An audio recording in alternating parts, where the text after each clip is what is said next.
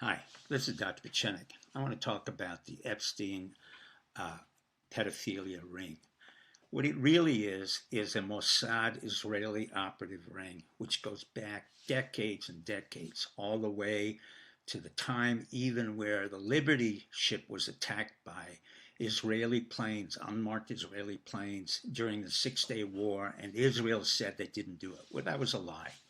Israel has not been our greatest ally. It's been our greatest enemy. They were also involved in 9/11 and the Standout Wall, for which his deputy confirmed that to me. Israeli Mossad operatives who I interrogated and threatened confirmed that to me, and I put away 2 Mossad operatives.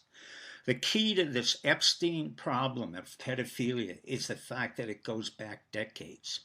Jeff Epstein was picked out by the Mossad as the proper agent of influence because, number one, he was grandiose.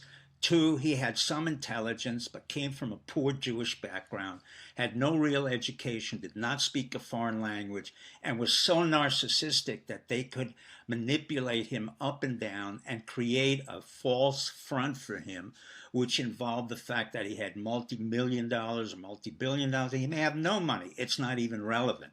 But to make sure that Jeffrey Epstein was working properly, they had an operative from the Mossad who was named Maxwell, the daughter of Robert Maxwell, one of the greatest crooks in the world, who was an Israeli Mossad operative. When he died in 1991, he was either killed or he died. He was one of the biggest contributors to Israeli national security of anybody else. So his daughter was the control operative of Jeff Epstein.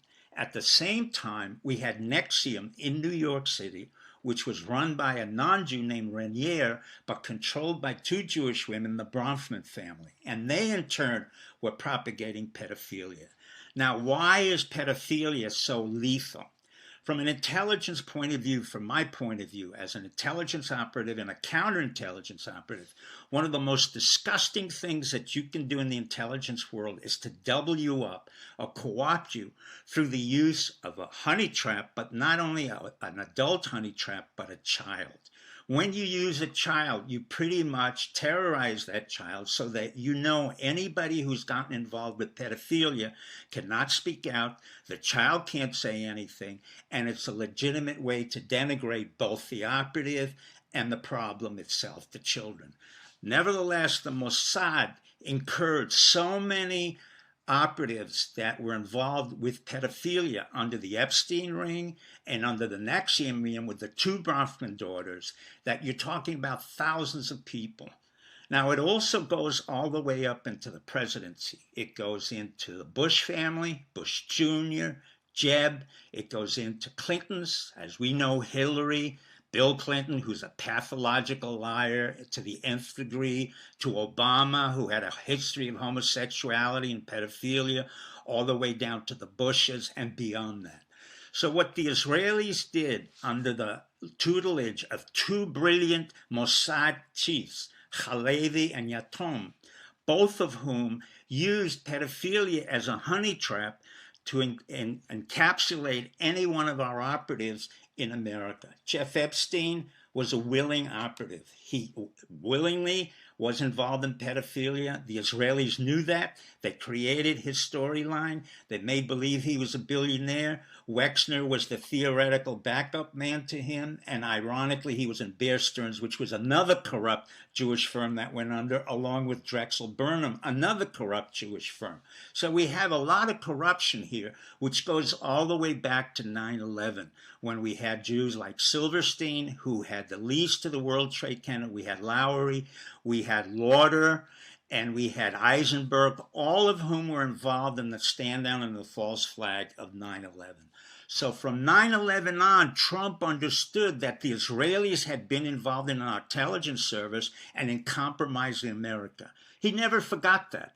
And what he did blatantly was to turn around, and on a certain day, he decided he was going to indict every one of the Mossad operatives, as well as the Israelis, on charges of pedophilia.